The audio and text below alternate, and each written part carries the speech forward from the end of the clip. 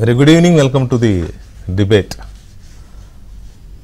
తెలంగాణలోకి AP కూటమి enter అవుతుందా? ఆంధ్రప్రదేశ్లో మొన్నటి ఎన్నికల్లో 2024లో జరిగిన ఎన్నికల్లో టీడీపీ, బీజేపీ, జనసేన ఈ మూడు పార్టీలు కూటమి కట్టి చాలా బ్రహ్మాండంగా అద్భుతమైన విజయాన్ని సాధించాయి.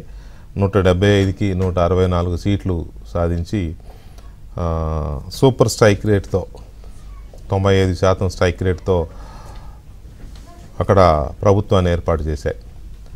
అయితే అప్పటి నుంచి అడపాదడపా వార్తలు వస్తూనే ఉన్నాయి.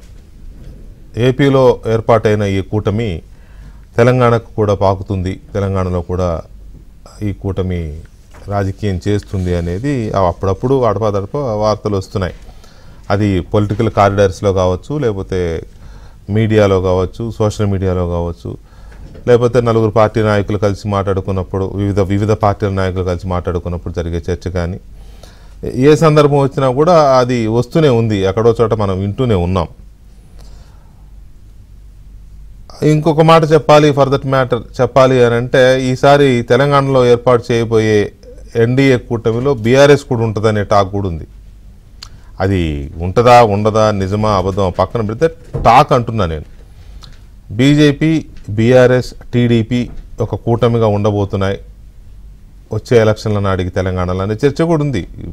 లేదని ఎవరన్నా అంటే అది దాన్ని కప్పిపుచ్చుకోవడమే. అది జరుగుతుందా జరగదా, వాళ్ళకి ఆలోచన ఉందా లేదో మనకు తెలియదు, చర్చ అయితే ఉంది. అది మరి ఎందుకు వచ్చింది ఆ చర్చ అని అంటే కొన్ని ఎందుకు వస్తాయో తెలియదు మనకి. సో ఇక్కడ అసలు విషయం ఏంటి అంటే, ఈ కూటమి టీడీపీ, బీజేపీ, జనసేన కూటమి వచ్చే ఎన్నికల్లో తెలంగాణలో కూడా రాజకీయం చేయబోతోంది. వచ్చే ఎన్నికల్లో తెలంగాణలో ఈ కూటమి పోటీ చేస్తుంది. రేపు రాబోయే హైదరాబాద్ ఎన్నికల కూడా ఇదే కూటమి హైదరాబాద్లో కూడా కలిసి పనిచేసే అవకాశం ఉందనే చర్చ కూడా వార్తల్లో కూడా ఉంది. అయితే దీని మీద బీఆర్ఎస్ డిఫరెంట్గా స్పందిస్తోంది. 2 రోజుల క్రితం కోరుకంటి చందర్, బీఆర్ఎస్ నేత కోరుకంటి చందర్ పాదయాత్ర సందర్భంగా కేసీఆర్ గారు మాట్లాడారు.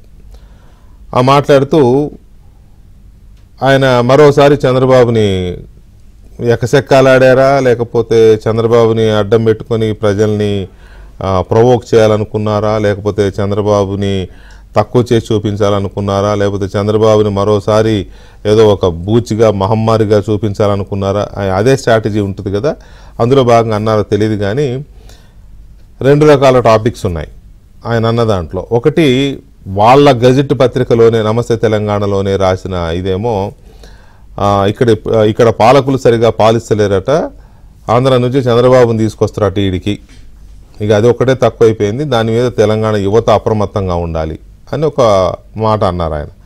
తెలంగాణ యువత ఎందుకు అప్రమత్తంగా ఉండాలి, చంద్రబాబు వస్తే ఏ నష్టం జరిగింది అనేది అది సెకండరీ టాపిక్. ఏం చేశాడు ఆయన, ఇక్కడ యువతకి లాభం జరిగిందా, నష్టం జరిగిందా, ఆ డీటెయిల్స్లోకి వెళ్తే చాలా విషయాలు బయటకు వస్తాయి. అది దాంట్లోకి వెళ్ళట్లే ఇప్పుడు నేను. ఆయన ఆ మాట అన్నారు, అది వాళ్ళ పేపర్లోనే వచ్చింది. అయితే ఆ మీటింగ్ జరిగిన వెంటనే ఫోన్తో రికార్డ్ చేసిన కొన్ని వీడియోలు బయటకు వచ్చాయి. అది ఆడియో క్లారిటీ లేదు, ఎంత విందామన్నా మనకు అందులో అర్థం కాదు, అది అంత డిస్టర్బ్డ్ ఆడియో అది. కాకపోతే సోషల్ మీడియాలో కానీ బీఆర్ఎస్ పార్టీకి నమస్తే తెలంగాణ ఎలాగో దానికి అనుబంధంగా ఇంకొక పత్రిక ఉంది, ఇంకో మీడియా, అది సాక్షి. జగన్మోహన్ రెడ్డికి సాక్షితో పాటు నమస్తే తెలంగాణ ఇంకా ఇవి అనుబంధంగా ఎలా ఉంటాయో వీళ్ళకి అనుబంధంగా సాక్షి పనిచేస్తూ ఉంటుంది. ఎందుకంటే వీళ్ళకి చంద్రబాబు అంటే పడదు కాబట్టి ఆ రకమైన ఫ్రెండ్షిప్, లేకపోతే శత్రువుకు శత్రువు మిత్రుడు, సంథింగ్ అట్లాంటిది ఏదైనా అనుకోవచ్చు మనం. మొత్తం ఏదైతే ఆ రోజు సాక్షిలో నిన్నటి పత్రికలో రాసింది ఏంటి అంటే, చంద్రబాబు కూటమి ఇక్కడికి వస్తుందట, తెలంగాణకి కూటమి వస్తుందట అనేది ఆయన అన్నట్టుగా ఒక నెగిటివ్ వార్తని వాళ్ళు ప్రచురించారు. సో మొత్తం మీద అయితే కేసీఆర్ చంద్రబాబు ప్రస్తావన తెచ్చారు మొన్నటిది. కేసీఆర్ చంద్రబాబు ప్రస్తావన తేవడం అనేది ఇది ఫస్ట్ టైం కాదు. ఆయన ప్రతి సందర్భంలో ఏ చిన్న ఇది వచ్చినా కూడా చంద్రబాబుని ప్రస్తావనలోకి తీసుకొస్తారు. చంద్రబాబుని బూచిగా చూపించి తెలంగాణ ద్రోహి అనో, లేకపోతే మన వనరులు దోచేశారనో, మామూలుగా ఆంధ్ర పాలకులు అంటాడు ఆయన, ఆంధ్ర పాలకులు అంటూనే చంద్రబాబు మీద ఎక్కువ ఫోకస్ పెడతాడు. ఆయన ఫస్ట్ అధికారంలో వచ్చినప్పుడు కూడా ముందు తెలుగుదేశం పార్టీని తెలంగాణలో లేకుండా చేయాలనేది ఒక టార్గెట్. ఎందుకంటే అది తెలుగుదేశం పార్టీ క్యాడర్ అలాంటిది, పైగా బీసీల్లో బాగా వేళ్ళు అనుకున్న పార్టీ, బీసీల బలమైన పార్టీ, అభిమాన పార్టీ. కాబట్టి తెలుగుదేశం పార్టీ ఇక్కడ ఉంటే బీసీలు ఎస్సీలు తన వైపు చేరరు, తనకు దగ్గర అవ్వరు అనే ఒక నమ్మకంతో వ్యూహాత్మకంగా తెలుగుదేశం పార్టీని చాలా బలమైన దెబ్బ కొట్టారు కేసీఆర్. ఆ విషయంలో మనమేమి దాన్ని తీసేసే అవకాశం లేదు, చాలా బలంగా. దాంతో తెలుగుదేశం పార్టీ నామమాత్రం అయిపోయింది, కనుమరుగైపోలేదు, తెలంగాణలో బలాన్ని కోల్పోయింది. సొంతంగా ఏదో ఒకటో రెండో ఎమ్మెల్యే సీట్లను గెలుచుకోగలిగే పరిస్థితికి ఆగిపోయింది. ఖమ్మం జిల్లాలోనో లేదా హైదరాబాద్ రంగారెడ్డి సిటీలోనో ఎక్కడైనా ఒకటో రెండో సీట్లు గెలవగలదేమో తప్ప అంతకుమించి ఎక్కువగా సొంతంగా సీట్లను గెలుచుకునే స్థాయికి లేదు. కానీ ఓట్లు మాత్రం కొంచెం బలమైన ఓటు బ్యాంకే ఉంది కొన్ని చోట్ల మాత్రమే, పర్టికులర్గా ఖమ్మం, రంగారెడ్డి, ఇటు ఇప్పుడు కొత్తగా ఏర్పడిన మేడ్చల్, ఇటు ఈ హైదరాబాద్ నగరంలో నగర శివార్లలో అంతవరకు మాత్రం బలంగానే ఉంది. అందుకే అంటున్నా నేను, నామమాత్రంగా ఉన్నది. ఈ పరిస్థితుల్లో ప్రతిసారి చంద్రబాబు నాయుడు పేరు తీస్తున్నారు. హరీష్ రావు గారు కానీ, కేటీఆర్ గారు కానీ, కవిత గారు కానీ ప్రతిసారి ఏ చిన్న ఇష్యూ వచ్చినా కూడా వాటర్ విషయంలో తీసుకుంటే వాటర్ మొత్తం ఆయన తీసుకెళ్ళిపోతాడంట. రేవంత్ రెడ్డి ఏమో గురువుకి సహకరిస్తున్నాడు. అక్కడ వాళ్ళు ఏదో ఒక ప్రాజెక్టు పెట్టుకున్నారు, అదేదో ఒక గోదావరి నుంచి కృష్ణా బేసిన్కి తీసుకెళ్ళి అటు నుంచి అటు రాయలసీమకి కూడా తీసుకెళ్ళాలి అనేది ఒకటి ఏదో పెట్టుకున్నారు. దానికి అదేదో రిజర్వాయర్ ఒకటి కట్టుకొని అటు నుంచి గోదావరిలో వృధాగా పోయే నీటిని అటు నుంచి తీసుకెళ్ళాలనేది దానికి ఒక డిజైన్ చేసుకుంటున్నారు. సో దాన్ని డిజైన్ చేస్తే తెలంగాణ నష్టపోతుంది అనేది ఒక వాదన బీఆర్ఎస్ పార్టీది. ఓకే, తెలంగాణ రాష్ట్ర హక్కుల విషయంలో బీఆర్ఎస్ పార్టీకి ఆ రకమైన పూర్తి అవగాహన ఉంది, పూర్తి హక్కు ఉంది, పూర్తి అధికారం కూడా ఉంది. అలా మాట్లాడే అధికారం డెఫినెట్గా రాష్ట్ర ప్రయోజనాలకు విఘాతం కలిగే విధంగా ఉంటే మాత్రం దాన్ని ప్రశ్నించవచ్చు, అడ్డుకోవచ్చు కూడా, తప్పులేదు. అయితే అది వచ్చిన ప్రతిసారి చంద్రబాబు నీళ్ళ దొంగ, తెలంగాణ నీళ్ళ ఎత్తుకుపోతున్నాడు, ఇక్కడేమో గురువు ఎత్తుకుపోతుంటే శిష్యుడు సహకరిస్తున్నాడు అనేది ఆ ఒక్క విషయంలోనే కాదు. ముఖ్యమంత్రి రేవంత్ రెడ్డి గారు ఏం చేసినా కూడా గురువు పాఠాలు లేదా గురువు దగ్గర నేర్చుకున్నాడు, ఇట్లా ప్రతిదానికి చంద్రబాబుని లింక్ పెడుతున్నారు. ఎందుకు ఇంతగా చంద్రబాబుని లింక్ పెట్టి ఇది చేస్తున్నారు అనేది చూస్తే పదే ఆ పేరు పలవరించడం వెనుక మళ్ళీ సెంటిమెంట్ పేరుతోనో చంద్రబాబు పేరు తీసుకొచ్చి మైండ్ గేమా, చంద్రబాబు అనేవాడిని తెలంగాణ ప్రజలకు చూపిస్తే తెలంగాణ ప్రజల్లో ఒక వ్యతిరేకత వచ్చేసి తనకు మళ్ళీ ఫేవరిజం అవుతుంది అనేది అనుకుంటున్నారా? లేదు, నిజంగానే బీజేపీ, టీడీపీ, జనసేన కూటమి తెలంగాణకు వస్తే మనకు ఈసారి కూడా అవకాశం ఉండదని ఏమన్నా బీఆర్ఎస్ కానీ కేసీఆర్ గారు కానీ ఏమన్నా కొంత భయం అంటే ఒక జంకు కనపడుతుందా వారిలో? ఆ రకమైన ఫీలింగ్స్ ఏమైనా ఉన్నాయా? ఎందుకు ఈ రకమైన పదే చంద్రబాబు అనే వ్యక్తిని ఒక బూచిగా చూపించి రాజకీయం చేయాలనుకుంటున్నారు? వీటితో పాటు అసలు ఈ కూటమి ఎంతవరకు వచ్చే అవకాశం ఉంది తెలంగాణకు అనేవి కీలకమైన అంశాలుగా ఉన్నాయి. బీఆర్ఎస్ పార్టీ ఏపీలో అధికారంలో ఉన్న కూటమి, ఎన్డీఏ కూటమి తెలంగాణలోకి ప్రవేశిస్తుందని అనుమానిస్తుందా, లేక ముందుగానే వస్తున్న వార్తల్ని తిప్పికొట్టే ప్రయత్నం చేస్తుందా? చంద్రబాబు పేరు చూపించి ప్రజల్ని రెచ్చగొట్టాలనుకుంటుందా, లేకపోతే తానే చంద్రబాబు బీజేపీ కూటమిగా వస్తే ఇబ్బంది అవుతుంది వాళ్ళకి, తమకు ఇబ్బంది అవుతుందని ఏమన్నా జంకుతోందా? ఈ అంశాల మీద మనం డిబేట్ని చూడబోతున్నాం. చర్చలో మనతో బీఆర్ఎస్ పార్టీ సీనియర్ నాయకులు, మాజీ శాసనసభ్యులు బొల్లం మల్లయ్య యాదవ్ గారు ఉన్నారు, అలాగే సీనియర్ జర్నలిస్టు, రాజకీయ విశ్లేషకులు సత్యమూర్తి గారు ఉన్నారు, and Bharatiya Janata party senior నాయకులు, తిరుమల తిరుపతి దేవస్థానం బోర్డు సభ్యులు భానుప్రకాష్ రెడ్డి గారు, అండ్ తెలుగుదేశం పార్టీ జాతీయ అధికార ప్రతినిధి తిరునగరి జ్యోత్స్న గారు కూడా మనతో చర్చలో పాల్గొంటున్నారు. ముందుగా మల్లయ్య యాదవ్ గారు నమస్కారం అండి.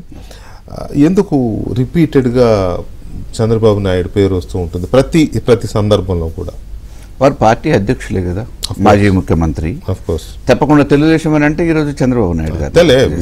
కేసీఆర్ సహజంగా ఏంటంటే మామూలుగా ఒక రాజకీయ పార్టీగా రేపు జరగబోయే భవిష్యత్ రాజకీయాలలో ఏ పార్టీ వల్ల ఏం ప్రయోజనం ఉంటుంది, ఎవరిని ఎంచుకుంటే బాగుంటుంది అనేది అప్రమత్తం చేయాల్సిన బాధ్యత ఉన్న తెలంగాణ వాదిగా, ఉద్యమకారుడిగా ఈరోజు రాజకీయాలలో రేపు జరగబోతున్న పరిణామాలని ప్రజలకు వివరించే దశలో, కార్యకర్తలకు వివరించే విషయంలో అటువంటి అప్పుడప్పుడు సందర్భానుసారంగా మాట్లాడుతూ ఉన్నారు.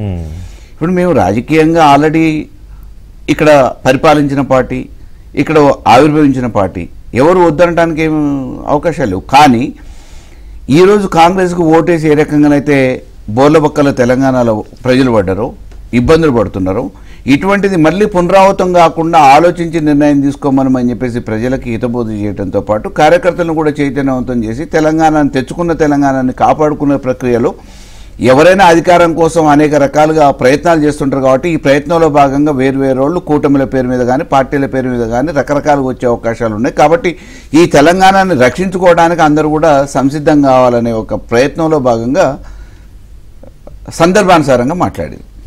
అంటే ముందే కార్యకర్తల్ని ప్రజల్ని అలర్ట్ చేయడమా అది, లేకపోతే మిమ్మల్ని మీరు అలర్ట్ చేసుకుంటున్నారా? అంటే అక్కడక్కడ కూటమి ఇక్కడికి వస్తే కొంత ఇబ్బంది అయితే ఉంటుంది, అవునన్నా కాదన్నా. అంటే మీకు తెలియదు ఏం కాదు, మీరు చాలా సీనియరు. ఏ క్షణానికి ఏమవుతుందో రాజకీయాలలో తెలియదు, ఎవరితో ఎవరు ఉంటారో ఎవరితో ఎవరు విడిపోతారో కూడా తెలియదు. ఇంకా దానికి చాలా సమయం ఉంది మనకు సార్వత్రిక ఎన్నికలకి. ఇప్పటికిప్పుడు ఎన్నికలు వచ్చే పరిస్థితి లేదు. వచ్చేటప్పటికి అసలు ఎవరు ఉంటారో ఎవరు పోతారో కూడా తెలియని పరిస్థితి ఉంటుంది. కాబట్టి ఇప్పుడు యాక్చువల్గా టూ ఎర్లీ. కాకపోతే ఏంటంటే అక్కడో ఇక్కడో ఊహాగానాల పేరు మీద పేపర్లలో ఎడిటోరియల్స్ వస్తున్నాయి, వార్తలు వస్తున్నాయి. వీటన్నిటి చూసి భ్రమలో పడి మళ్ళొక్కసారి మోసపోవద్దు, బోర్లపడొద్దు అనే ఉద్దేశంతో కేటీఆర్ గారు అప్రమత్తం చేసే ప్రక్రియలో అటు ప్రజలకు కానీ ఇటు కార్యకర్తలకు కానీ ఒక సంకేతాన్ని ఇచ్చారు. ఒక రాజకీయ పార్టీగా ఆ రోజు కూడా చెప్పినాం, వేదికల మీద మామూలుగా మీరు పాలిచ్చే బారిని వదిలిపెట్టి దున్నపోతుకు మేతేసి పాలు పితుక్కుందాం అనే ప్రయత్నం చేయొద్దు. మంచిగా ఉన్న ఈ ప్రభుత్వంలో మళ్ళీ రేపు మీరు ఏదో ఆశలకు పోతే రేపు ఇబ్బంది అవుతుంది అని చెప్పేసి కేసీఆర్ గారు వేదికలలో ఉపన్యాసాలు ప్రసంగాలు చెప్పారు. అయినా ఈ రోజు ఇబ్బంది పడతా ఉన్నారు. అయ్యో కేసీఆర్ గారు చెప్తే వినకపోతుంది అని చెప్పేసి సామాన్యులు మాట్లాడుకుంటున్నారు. మళ్ళీ రేపు అక్కడక్కడ చర్చ జరుగుతుంది కదా. అయితే మళ్ళీ రానున్న భవిష్యత్తులో ఇంకో రకంగా ఇటువంటి కూటములు కానీ ఎటువంటి అయినా వస్తే మళ్ళీ ఇంకొకసారి ఇబ్బంది జరగకుండా ఉండాల్సిన బాధ్యత ఉంది. కాబట్టి ఆ క్రమంలో ఒక తెలంగాణవాదిగా ఈరోజు తెచ్చుకున్న తెలంగాణలో సస్యశ్యామలమై వరి పంటలు వండి ధాన్యప్రాసులు విరజిల్లి అన్ని రకాలుగా బాగుపడ్డ తెలంగాణలో మళ్ళీ ఈరోజు తిరోగమనం వైపు పోతున్న ఈ తెలంగాణని రక్షించుకోవాల్సిన బాధ్యత ఉన్న ఒక నాయకుడిగా హితబోధ చేయడంలో తప్పేం లేదు.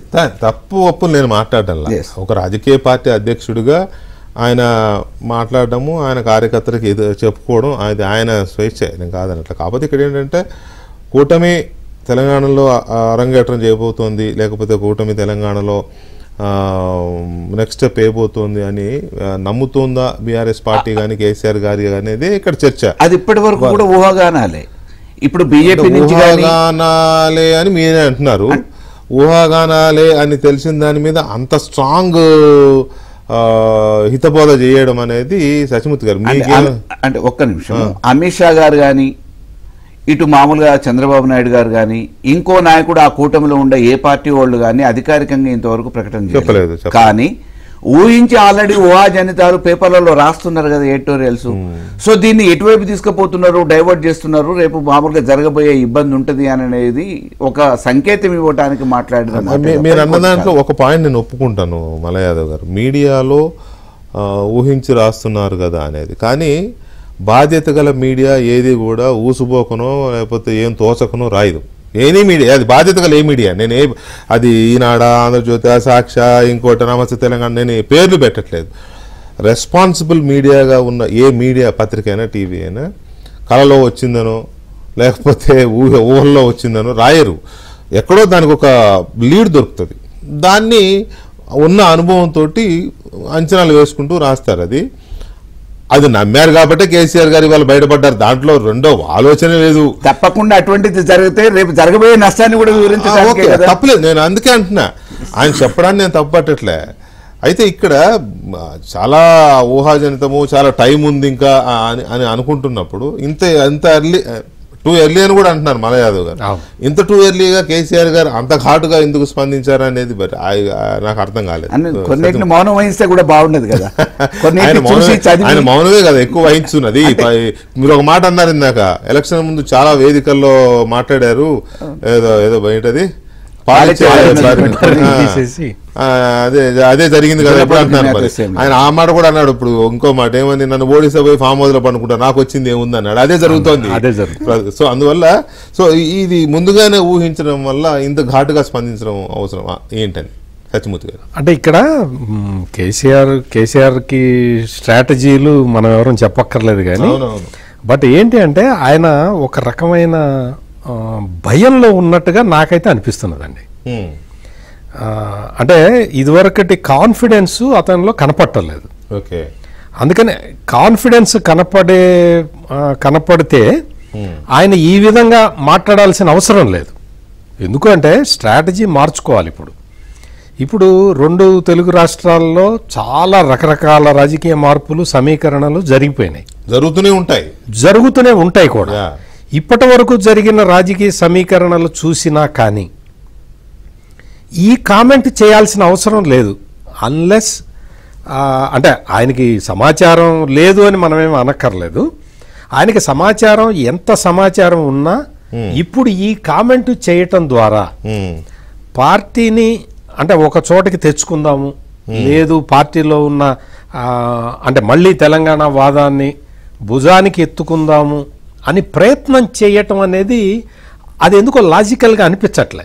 ఎందుకు అంటే నీకు తెలంగాణ రాష్ట్ర సమితిని పేరు మార్చుకొని జాతీయ స్థాయిలో వాళ్ళు వెళ్ళిపోయారు, ఆల్రెడీ వెళ్ళిపోయారు.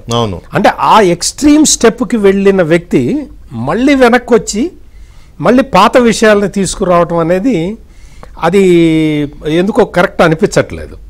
ఇక్కడ తెలంగాణ సెంటిమెంట్ మీదే మళ్ళీ రాజకీయం చేద్దాం అనుకోవటం కూడా అది కొంచెం రాంగ్ స్ట్రాటజీ పోతుంది. మీరు అక్కడ ఆంధ్రప్రదేశ్లో చంద్రబాబు నాయుడు చూడండి, ఆయన అంతకు ముందర ఈ నవనిర్మాణ దీక్ష అని, ఆ దీక్ష అని, ఈ దీక్ష అని తెలంగాణకి వ్యతిరేకంగా ఒక సెంటిమెంట్ని రెచ్చగొడదామని చూస్తే వర్కౌట్ కాలేదు. ఇక్కడ 2 సార్లు వర్కౌట్ అయింది, తెలంగాణలో 2 సార్లు వర్కౌట్ అయింది, 14లో అయింది, ఆ తర్వాత మళ్ళీ 5 ఏళ్ళకి మళ్ళీ అయింది. ఈసారి కాదు, అవటానికి అవకాశం లేదు. ఎందుకు అంటే ఇక్కడ ఉన్నది జాతీయ పార్టీ అధికారంలో. సో జాతీయ పార్టీకి ఒకసారి ఓటు వేసిన జనం ఓటరు ఇంకా ఆ వాదన నుంచి బయటకు వచ్చినట్టుగా భావించాలి. అయితే కాంగ్రెస్ లేదా బీఆర్ఎస్ లేదా బీజేపీ ఇక్కడే ఉంటాడు తప్ప వేరే అట్లా కాకుండా మనం ప్రాంతీయ విద్వేషాలు రెచ్చగొడదాం. మనం ఆంధ్ర ఎలక్షన్లప్పుడు కూడా మనం చూసాం, తెలంగాణ అసెంబ్లీ ఎన్నికలప్పుడు కూడా అక్కడ ఆంధ్రప్రదేశ్లో జగన్ సీఎంగా ఉన్నప్పుడు నాగార్జున సాగర్ డ్యాముని ఆక్యుపై చేసుకోవటం అది కూడా మనం చూసాం. అప్పుడు కూడా ఏమి రెస్పాన్స్ లేదు, ఖమ్మంలో లేదు, నల్గొండ జిల్లాలో లేదు అసలు. కరెక్ట్.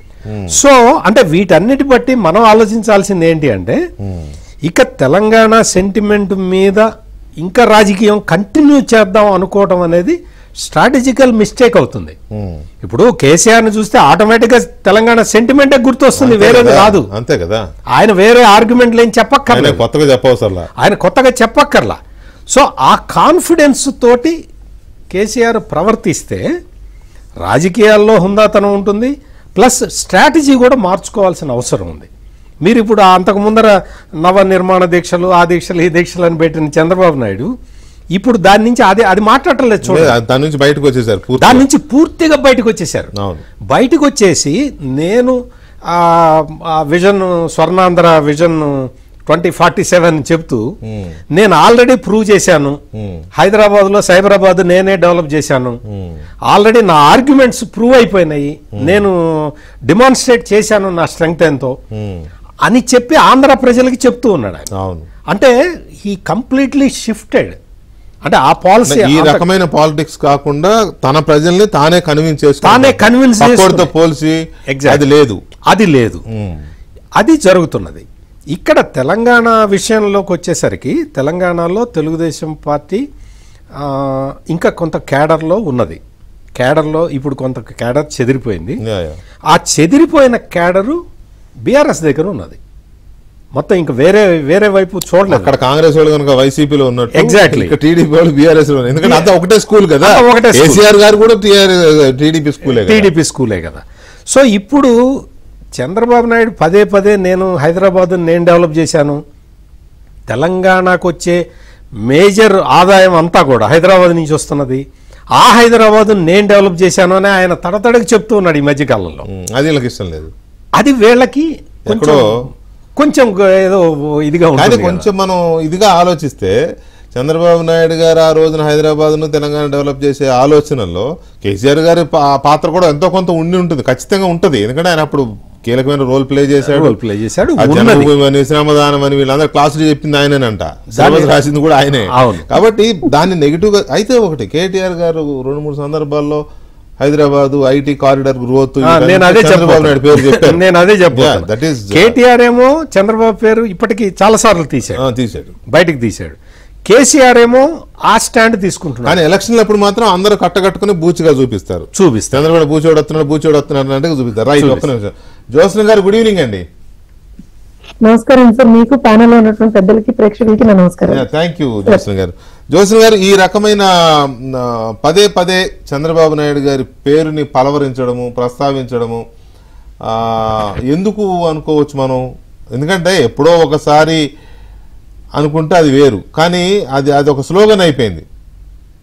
ఆ తెలంగాణ అనేది ఎంత పెద్ద స్లోగనో ఇంచుమించు చంద్రబాబును కూడా దానికి పక్కన పెట్టి చెప్పే ప్రయత్నం జరుగుతోంది కదా. దీన్ని తెలుగుదేశం పార్టీ ఎలా రిసీవ్ చేసుకుంటుంది, ఎలా అనలైజ్ చేస్తుంది? వెంకటకృష్ణ గారు, యాక్చువల్ గా నాకేమనిపిస్తుంది అంటే, ఒకటి సార్, కేసీఆర్ గారు అంటే ఉద్యమ నాయకుడిగా అందరికీ we have our own respect for him, అందులో డౌట్ లేదు. ఉద్యమ నాయకుడిగా అందరికీ ఆయన అంటే ఒక గౌరవం ఉంటుంది. కానీ ఒక రాజకీయ నాయకుడిగా ఏ రకంగా అయితే ఆయన ఐ థింక్ చేయకూడనటువంటి పనులు, మాట్లాడకూడనటువంటి మాటలు ఏవైతే మాట్లాడారో దాని మీద మా అందరికీ కూడా చాలా కోపం ఉంటుంది, తెలంగాణ వాదులుగా. Forget about parties Venkatakrishna. ఇక్కడ కొన్ని విషయాలు ఏంటంటే, అసలు నాకు ఇప్పటి వరకు అర్థం కాని విషయం ఒకటి ఉందండి. నేను ఎప్పుడు చాలా ప్లాట్ఫామ్స్ మీద ఈ విషయం అన్నాను సార్, బట్ అగైన్ ఎందుకంటే మీరు ఖచ్చితంగా దానికి ఆన్సర్ తెప్పించగలుగుతారని నేను భావిస్తున్నా. సార్, ఉద్యమ సమయంలో 2009లో ఇదే తెలుగుదేశం పార్టీతో పొత్తులో ఉన్నారు వారు ఉన్నారు పొత్తులో. టీఆర్ఎస్ పార్టీ ఆ రోజున పొత్తు పెట్టుకున్నారు. పొత్తు పెట్టుకున్న తర్వాత మేము ఎలక్షన్స్ కి వెళ్ళాము, అయిపోయిన తర్వాత సడన్ గా ఈ బ్యాక్గ్రౌండ్ అండ్ సెడ్ నో మేమేదో వ్యతిరేకం అన్నారు. నా డౌట్ ఏంటంటే, కాంగ్రెస్ లో బీజేపీలో మిగతా అన్ని పార్టీల్లో కూడా తెలంగాణ, ఎందుకంటే ఉమ్మడి ఆంధ్రప్రదేశ్ అది, సో తెలంగాణకు సంబంధించినటువంటి నాయకులు ఉన్నారు, ఆంధ్రప్రదేశ్ కి సంబంధించినటువంటి నాయకులు ఉన్నారు. అలానే తెలుగుదేశం పార్టీలో కూడా తెలంగాణకు సంబంధించినటువంటి నాయకులు ఉన్నారు, ఆంధ్రప్రదేశ్ కి సంబంధించినటువంటి నాయకులు ఉన్నారు.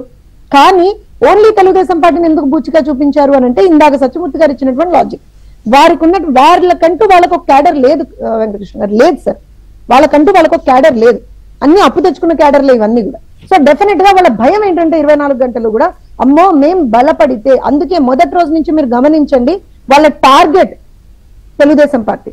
ఉద్యమ సమయం నుంచి లాస్ట్ ఫేజ్ ఆఫ్ ఉద్యమంలో కంప్లీట్ టార్గెట్ తెలుగుదేశం పార్టీ పెట్టారు. నేను ఇవాళ ఏమడుగుతాను అని అంటే, సార్ పార్లమెంట్ లో పెప్పర్ స్ప్రే తెలుగుదేశం పార్టీ నాయకులు కొట్టారా, కాంగ్రెస్ పార్టీ నాయకులు కొట్టారా? పార్లమెంట్ లో పెప్పర్ స్ప్రే ఎవరు కొట్టారు సార్? కాంగ్రెస్ పార్టీ నాయకులు కొట్టారు. మరి ఆ రోజున కాంగ్రెస్ పార్టీని ఆంధ్ర పార్టీ అని ఎందుకు అనలేకపోయారు సార్ వీళ్ళు? మమ్మల్ని ఎందుకన్నారు?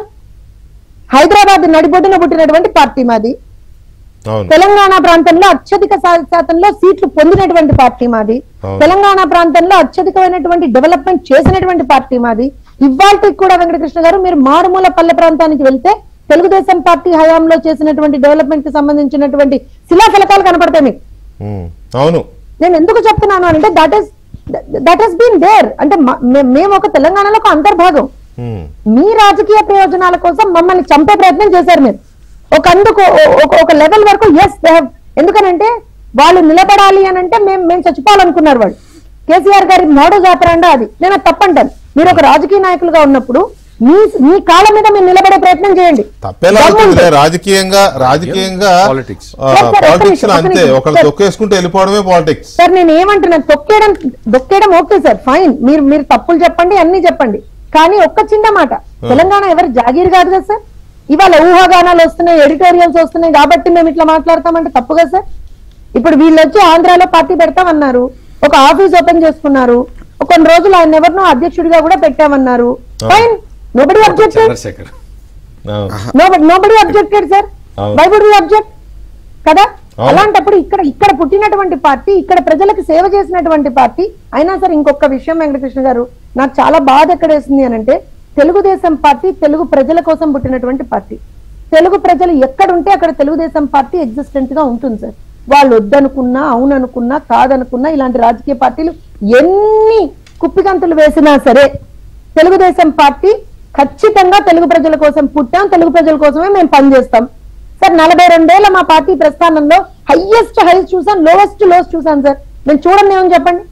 కానీ మీకు ఒక విషయం చెప్తాను సార్, లాస్ట్ టైం 2019 నుంచి 24లో మేము ఓడిపోయినప్పుడు సింగిల్ గా ఇదే బాబు గారు అక్కడ నిలబడి, ఆ రోజు అందరు ఎమ్మెల్యేలని సస్పెండ్ చేసినా సరే హౌస్ నుంచి ఆయన నిలబడి మాట్లాడగలిగారు. నేను మళ్ళీ చెప్పిన కేసీఆర్ గారి మీద నాకు గౌరవం ఉంటుంది, కానీ ఇవాళ అసెంబ్లీకి రావడానికి కూడా కేసీఆర్ గారు భయపడుతున్నారు. మరి ఒక మాట వాళ్ళు చెప్పుకుంటే నేను ఏమంటానంటే, యూ టాక్ యువర్ థింగ్స్. మీరు మంచి చేస్తే మంచి అన్నాను, రైతు బంధు ఇచ్చారు మంచి అన్నాం, మేమే అన్నాం. హైదరాబాద్ డెవలప్మెంట్ మీరు కంటిన్యూ చేశారని చెప్పామే. చంద్రబాబు నాయుడు గారు చాలా సార్లు అన్నారు కదా, డెవలప్మెంట్ లెగసీని కంటిన్యూ చేశారు. కేసీఆర్ గారు కూడా కొన్ని వందల ప్లాట్ఫామ్స్ మీద నారా చంద్రబాబు నాయుడు గారు చాలా సందర్భాల్లో చెప్పారు, మంచిని మంచి అంటాను సార్, చెడు చేస్తే ఖచ్చితంగా ప్రశ్నిస్తాం. అది తెలుగుదేశం పార్టీ సిద్ధాంతం. మా పార్టీ అంటే ఒకటి ఇక్కడ ఎవరి సిద్ధాంతాలు వారికి ఉంటాయి, ఎవరి రాజకీయాలు వాళ్ళు చేస్తారు. ఒక మాట సార్ వెంకటకృష్ణ గారు, నేను ఒక మాట అనకూడదు. నేనేమంటాను అనంటే, మీరు మా ఎగ్జిస్టెన్స్ ఎందుకు క్వశ్చన్ చేస్తారు? తెలుగుదేశం పార్టీ అనేటువంటి తెలంగాణలో అంతర్భాగం. మీరు మీ పని మీరు చేసుకోండి, మమ్మల్ని ఇక్కడ ఉండొద్దు, మమ్మల్ని ఇక్కడ రావద్దు అనడానికి మీకు ఏ విధమైనటువంటి హక్కు లేదు. రైట్. అసలు తెలంగాణలో ఈ కూటమి తెలంగాణలో అడుగు పెట్టబోతోంది వచ్చే ఎన్నికల నాటికి. నెక్స్ట్ స్టెప్ తెలంగాణనే టార్గెట్. ఎందుకంటే దక్షిణ భారతంలో ఎక్కువ రాష్ట్రాలని ఎన్డీఏ పరిధిలోకి తీసుకోవాలనేది బీజేపీ స్ట్రాటజీగా ఉంది. ఆల్రెడీ కర్ణాటకలో సరే అధికారం ఒకసారి వాళ్ళు ఒకసారి వీళ్ళుగా ఉన్నారు, తమిళనాడులో లేరు, కేరళలో లేరు, ఆంధ్రప్రదేశ్లో వచ్చారు ఎన్డీఏ కూటమి తెలుగుదేశం నేతృత్వంలో. తెలంగాణలో ఆ పొజిషన్ కనబడుతోంది. కొంచెం కష్టపడితే స్ట్రాటజీస్ అన్ని వర్కౌట్ చేస్తే తెలంగాణలో అధికారంలోకి వచ్చే అవకాశం ఉందనేది పరిశీలకులు అంచనా వేస్తున్నారు. బీజేపీ కూడా బలంగా నమ్ముతోంది. దానికి సంబంధించి ఎలాంటి వ్యూహాలు పన్నుతారు అనేది అది మనకు తెలియదు. కానీ ఏపీలో ఉన్న ప్రస్తుత ఆ ఎన్డీఏ కూటమి యాజ్ టీజ్గా తెలంగాణలోకి వస్తుంది అనే చర్చ అయితే ఉంది రాజకీయ వర్గాల్లో. ప్రకాష్ రెడ్డి గారు నమస్తే. నమస్కారం అన్న, మీకు ప్యానల్ పెద్దలందరికీ నమస్కారం. థ్యాంక్ యూ అండి. భానుప్రకాష్ రెడ్డి గారు, తెలంగాణలో కూడా ఎన్డీఏ కూటమి, ఏపీలో ఎలాంటి కూటమి అయితే మనం చూస్తున్నామో అలాంటి కూటమే తెలంగాణలో కూడా రాబోతోంది అనే వార్తలు లేదా ప్రచారం, వాటెవర్ దాన్ని ఏ పేరైనా చెప్పండి, పార్టీలు ఏవీ అధికారికంగా చెప్పలేదు, ఎక్కడా జరగదు, కానీ వార్తలు అయితే బలమైన వార్తలు వచ్చాయి, ప్రచారం కూడా ఉంది, నమ్ముతున్నారు కూడా చాలామంది. సో దీని మీద బీఆర్ఎస్ రియాక్షన్స్ చూస్తే మీకేమనిపిస్తోంది? ముందుగా తెలంగాణ రాష్ట్ర అధ్యక్షులు టీఆర్ఎస్ పెట్టి దాన్ని బీఆర్ఎస్ చేసి ఇప్పుడు వీఆర్ఎస్ తీసుకొని ఫామ్ హౌస్ లో కూర్చొని ఇష్టం వచ్చినట్టు మాట్లాడుతున్నటువంటి కేసీఆర్ గారు అధికారం కోల్పోయాక ఒక ఉద్యమ నాయకుడిగా ఎంతో వెలిగినటువంటి కేసీఆర్ గారు ఈరోజు అధికారం కోల్పోయాక ఊహించని పరాభవం ప్రజల్లో నుంచి వచ్చిన తర్వాత ఏం మాట్లాడుతున్నాడో ఈ సెంటిమెంట్ ఎప్పుడు వర్కౌట్ కాదు. ఆ రోజు ఉద్యమం జరిగేటప్పుడు, తెలంగాణ ఉద్యమం జరిగేటప్పుడు ఏ విధంగా మాట్లాడారు, ఆంధ్రప్రదేశ్ రాష్ట్రం గురించి కానీ ఆంధ్రప్రదేశ్ రాష్ట్ర ప్రజల మనోభావాలు కించపరిచే విధంగా, బాధపడే విధంగా, గాయపడే విధంగా మాట్లాడి ఓటు బ్యాంకు రాజకీయాల కోసం, ఇది చిల్లర రాజకీయాలు అంటారండి. నువ్వు ఏదైనా మంచి చేయి, నేను ఇది రాష్ట్రానికి చేస్తాను, నాకు ఓటేయండి అని అడగాలి తప్ప వేరే రాష్ట్ర ప్రజల్ని మనోభావాల్ని తాకట్టు పెట్టి ఓట్లు సంపాదించుకునేది రాజకీయాల్లో మంచిది కాదు. అది ఆ సెంటిమెంట్ ప్రతిసారి క్లిక్ అయిందని ఊహించడం కేసీఆర్ గారు లాంటి పెద్ద మనిషికి మంచిది కాదు. అది ఈ రోజు ఉద్దేశపూర్వకంగా ఏదో తెలుగుదేశము, బీజేపీ ఇవన్నీ కూటమి మీద మాట్లాడుతున్నారు, ఇది మంచిది కాదు. ఒకటైతే నేను చెప్పదలుచుకున్నా, గతంలో ఉత్తర భారతదేశానికే పరిమితమైనటువంటి భారతీయ జనతా పార్టీ తన సామ్రాజ్యాన్ని విస్తరించుకుంటూ దక్షిణ భారతదేశంలో కూడా మేము ఇప్పటికే కర్ణాటకలో కానీ ఆంధ్రప్రదేశ్ లో కానీ మేము రావడం జరిగింది. రాబో రోజుల్లో మిగతా రాష్ట్రాల్లో కూడా భారతీయ జనతా పార్టీ ఒక బలమైన శక్తిగా మేము రాబోతున్నాం. తెలంగాణలో కూడా ఖచ్చితంగా రాబో రోజుల్లో మేమైతే ఇప్పుడుకున్నటువంటి మొన్న జరిగినటువంటి ఎన్నికల ఫలితాలు కూడా మీరు కానీ గమనించినట్టయితే ఆ 2 ఎమ్మెల్సీ స్థానాలు కూడా తెలంగాణ రాష్ట్ర ప్రజలు భారతీయ జనతా పార్టీకి పట్టం కట్టారు. రాబో రోజుల్లో ఖచ్చితంగా ఊహించని పరిణామాలు తెలంగాణలో ఉంటాయి. ఆ తెలంగాణ కూడా కాషాయమయం కాబోతోంది. ముఖ్యంగా కేసీఆర్ గారు ఒకటి గుర్తు పెట్టుకోవాలి, ఎందుకు ఇంకా ఎందుకు మీరు ఈ సెంటిమెంట్ అడ్డం పెట్టుకొని మీరు ఏదైనా నేను ఈ రాష్ట్రానికి ఇది చేస్తాను, ఇప్పుడు నుండి పరిపాలిస్తుంటే కాంగ్రెస్ పైన కానీ రాష్ట్ర ముఖ్యమంత్రి గారు తీసుకుంటే నిర్ణయాలు కానీ కాంగ్రెస్ పార్టీ తీసుకుంటే నిర్ణయాలు కానీ దాని మీద మాట్లాడి ప్రజల్లోకి వెళ్ళి ఓటు అడిగితే బాగుంటుందే తప్ప ఈ సెంటిమెంట్ ని ఎంతసేపు సెంటిమెంట్ ని అడ్డం పెట్టుకొని ఓట్లు తీసుకోవాలంటే అది మంచిది కాదు. కేసీఆర్ గారు రాబో రోజుల్లో ఇప్పటికే ప్రజలు మీకు ఇచ్చినటువంటి తీర్పుని తిరిగి రిపీట్ చేస్తారు తప్ప మిమ్మల్ని ఆదరించి భుజాన్ని వేసుకుంటారని చెప్పి మీరు అనుకుంటున్నారు. ఆ రకమైనటువంటి పరిస్థితి, ఎందుకంటే తెలంగాణ కూడా నాకు చాలా మంది మిత్రులు ఉన్నారు. ఈ రోజు కూడా మా టీటీడీ బోర్డు మీటింగ్ జరిగింది. తెలంగాణ నుంచి వచ్చినటువంటి మిత్రులతో కూడా మాట్లాడితే అన్న అయిపోయిందన్న టీఆర్ఎస్ బీఆర్ఎస్ నుంచి ఇప్పుడు వీఆర్ఎస్ అయిపోయింది కాబట్టి దాన్ని మేము పట్టించుకునే పరిస్థితి లేదని చెప్పి అక్కడ ఉన్న స్థానికులే చెప్తున్నారు, అక్కడి నుంచి వచ్చినటువంటి వాళ్ళు. మీతో చెప్పిన వాళ్ళు వివిధ రాజకీయ పార్టీలకు చెందిన వాళ్ళు కాబట్టి అలాగే చెప్తారు. వాళ్ళతో వచ్చిన మిత్రులన్నా అదే వాళ్ళతో వచ్చిన మిత్రులైనా వాళ్ళతో వచ్చిన మిత్రులు అంటే ఎవరు వాళ్ళ అనుచరులు కార్యకర్తలు అయి ఉంటారు. ఇప్పుడు సపోజ్ టీడీపీ నుంచి నర్సిరెడ్డి వచ్చి ఉంటాడు, నన్నూరు నర్సిరెడ్డి వస్తే ఏం ఆయనతో పాటు ఎవరు వస్తారు, ఆయన అనుచరులు కార్యకర్తలు వస్తారు. ఓకే, వాళ్ళు ఏం చెప్తారు, బీఆర్ఎస్ అయిపోయింది అంటారు. అలా లేదులే, బీఆర్ఎస్ అయిపోయింది అనేది ఒట్టి మాట. కానీ పల్స్ ఆఫ్ తెలంగాణ అంటున్నాను నేను చెప్పేది. బీఆర్ఎస్ చాలా బలంగా ఉంది తెలంగాణలో, కాంగ్రెస్ పార్టీ అధికారంలోనే ఉంది, మీరు బాగా బలపడ్డారు. సో ఇప్పుడు తెలంగాణలో కాంగ్రెస్, బీఆర్ఎస్, బీజేపీ మూడు నువ్వానేనే అన్నట్టుగానే ఉన్నాయి. ఏం ఎవరిని తక్కువ అంచనా వేసే విధంగా లేవు. కాకపోతే ఇక్కడ ఈ కూటమి అనేది ఎంటర్ అయితే కూటమి మరింత బలోపేతమైపోయి ఈ బీఆర్ఎస్ ని కాంగ్రెస్ కూడా పక్కకు నెట్టేస్తాయేమో అనే చర్చ ఉన్న నేపథ్యంలోనే కేసీఆర్ గారు కానీ కేటీఆర్ గారు కానీ ఇట్లా మాట్లాడుతున్నారేమో, హరీష్ గారు కవిత గారు కూడా అనే ఒక దీని దిశగా జరుగుతున్న దాని మీద ఈ చర్చ. సో ఇక్కడ పొత్తులకి ఇంకా సమయం ఉంది కదన్నా, చాలా సమయం ఉంది ఇప్పుడు దాన్ని ముందుగా, ఎందుకంటే అది జాతీయ పార్టీ నిర్ణయం తీసుకుంటుంది. మేమైతే దాని గురించి మాట్లాడే అవకాశం లేదు ఇప్పుడు. అది ఓకేలే, దాని మీద ప్రజలు మీరు అనుకుంటున్నారు. అవును, మీరు బయటికి చెప్పకపోయినా మాకు లోపల నుంచి కొన్ని తెలుస్తూ ఉంటాయి. తెలిసిన వాటిని మాకు అంటే మేమే కాదు, మీడియా పరంగా జర్నలిస్టులు ఎవరైనా కొన్ని బయటకు వస్తూ ఉంటాయి, దాంట్లో తప్పేం లేదు. సో ఇప్పుడు కూటమి అనగానే సరే, ఇప్పుడు ఏపీలో చంద్రబాబు నాయుడు గారి నేతృత్వంలో కూటమి ఉంది. తెలంగాణకు వచ్చినప్పుడు ఎవరు నేతృత్వం వహిస్తారు అని అంటే మరి అప్పుడు బీజేపీ, టీడీపీ వీళ్ళు మాట్లాడుకున్న తర్వాత ఒక ఇది ఉంటుంది. కానీ ఆ కూటమిలో బీఆర్ఎస్ కూడా ఉంటుందనే చర్చ కూడా ఉంది. మరి దాన్నే కదా ఎవరు ఖండించలేదు, ఎప్పుడు ఖండించలేదు. ఒకటి. రెండోది, కూటమి వచ్చినంత మాత్రం అధికారం వస్తుందా అనుకోవడానికి 2009లో మీరు మిమ్మల్ని కలుపుకునే కూటమి పెట్టారు, మహాకూటమి. ఆ రోజు దాని పేరు ఒట్టి కూటమి కూడా కాదు, మహాకూటమి. ఏమైంది? ఎలకలబడింది కదా. సో అందువల్ల ఎందుకు దాన్ని చూసి కొంచెం ఏమన్నా శివరవుతున్నారా? ఒక్క విషయం మామూలుగా ఇంతకుముందు పెద్దలు సత్యమూర్తి గారు మాట్లాడిన మిగతా ఇద్దరు వక్తలు మాట్లాడినప్పుడు కూడా తెలంగాణలో సెంటిమెంట్ వాడుతున్నారు కేసీఆర్ గారు, తెలంగాణ తీసుకొచ్చారు కదా సెంటిమెంట్ అయిపోయింది అని అంటున్నారు. మేమేమంటున్నామంటే తెలంగాణ సెంటిమెంట్ అనేది కాదు ఇప్పుడు కేసీఆర్ గారు మాట్లాడేది.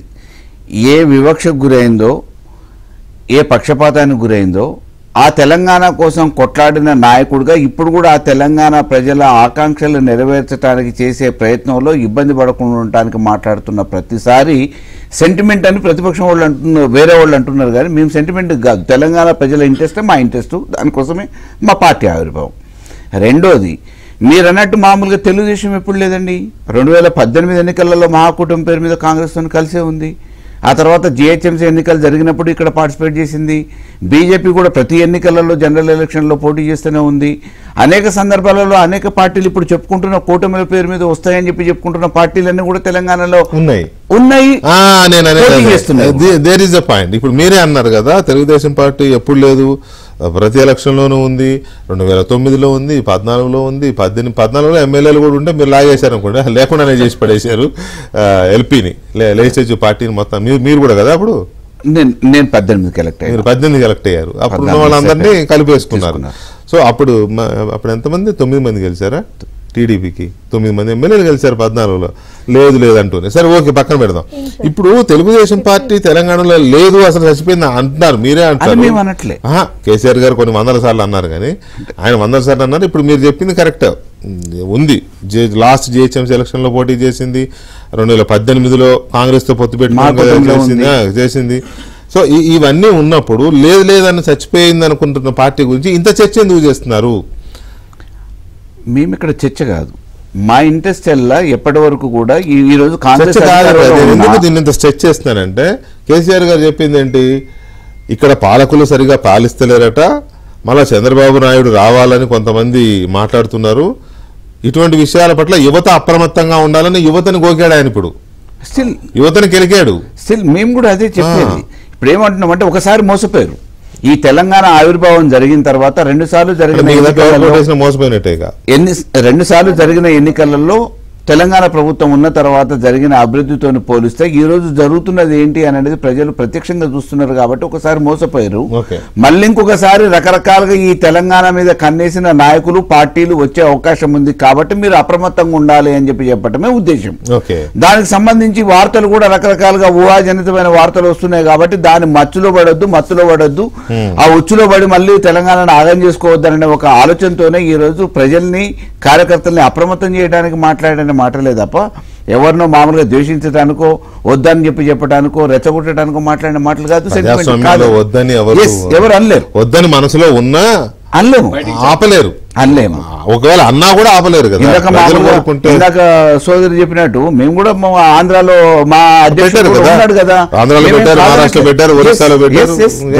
తప్పలేదు. కాబట్టి మేము ఏమంటున్నామంటే ఈ రోజు తెలంగాణ ప్రజల ఆకాంక్షల కోసమే ఇక్కడ జరుగుతున్న వివక్ష మీద ఆవిర్భవించిన పార్టీ కాబట్టి నిరంతరం ఆ తెలంగాణ ప్రజల ఆకాంక్షల కోసం ఇక్కడ నష్టం జరగకుండా ఉండటం కోసమే 6 నిమిషాలు ఒక ఉద్యమ నాయకుడిగా పార్టీ నడిపించిన వ్యక్తిగా ప్రభుత్వాన్ని అందించిన వ్యక్తిగా నిరంతరం ఆలోచిస్తారు. కాబట్టి తెలంగాణ ప్రజల ఇంట్రెస్టే ప్రధానం, ఇంకా వేరే ఉండదు. సో ఆ ఇంట్రెస్ట్ లో వేరే వాళ్ళు రేపు భవిష్యత్తులో జరగబోయే పరిణామాలు, భవిష్యత్తులో రాజకీయంగా రాబోయే పార్టీలు, రాజకీయ పేరు మీద జరుగుతున్న ఇబ్బందులు, జరగబోతున్న ప్రలోభాలు, వీటన్నిటి గురించి కూడా రాజకీయంగా చైతన్యం చేస్తాం మేము. No doubt. అయితే మలయాళ గారు, మీరు పార్టీలో సీనియర్ నాయకుడిగా ఉన్నారు, 1 టైం ఎమ్మెల్యేగా చేశారు. డెఫినెట్గా తెలంగాణ ఉద్యమం, తెలంగాణ ప్రాంతానికి జరుగుతున్న అన్యాయం, నీళ్లు, నిధులు, నియామకాలు, ఇంకా చాలా వీటన్ని దృష్టిలో పెట్టుకుని ఉద్యమం వచ్చింది. మలిదశ ఉద్యమాన్ని కేసీఆర్ గారు లీడ్ చేశారు. సరే, ఎన్ని తిప్పలు పడ్డారో, ఎన్ని వ్యూహాలు రచించారో మొత్తం తెలంగాణ సాధించారు, అంతవరకు డౌట్ లేదు. మొత్తం అన్ని రకాల ప్రజల అంటాం కదా మనం, సబర్ణ వర్ణాల ప్రజల ఉద్యమ స్ఫూర్తితో, అంతవరకు ఓకే. కానీ ఈ వివక్ష అనే పదం అది అయిపోయింది. ఇక తెలంగాణ వచ్చింది, అయిపోయింది. 10 ఏళ్ళు మీ నాయకత్వంలో, మీ ప్రభుత్వ పార్టీ ఆధ్వర్యంలోనే 10 ఏళ్ళు తెలంగాణను పాలించారు. ప్రజలు ఇప్పుడు ఎందుకు వద్దనుకున్నారు అనేది సెపరేట్ విషయం. దాని గురించి మనం కాసేపు మర్చిపోదాం.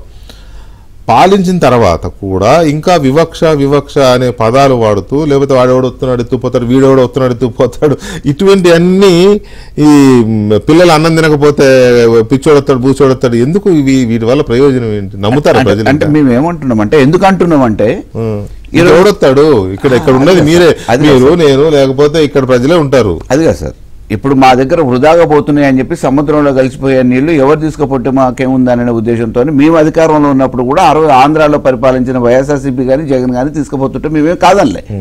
వృధాగా పోతున్న నీళ్లు ఇంకొకళ్ళకు ఉపయోగపడితే లాభమే కదా అని. ఈ రోజు కూడా మేము ఏమంటున్నామంటే, తెలంగాణ షేర్ ఏదైతే ఉందో అది తీసుకున్న తర్వాత కిందికి ఆంధ్ర ప్రాంతానికి వాళ్ళు కూడా అంతా తెలుగు ప్రజలమే, అందరం కలిసి అన్నదమ్ములుగా ఉండాల్సిందే, ఎవరి కీడుని మనం కోరుకోం.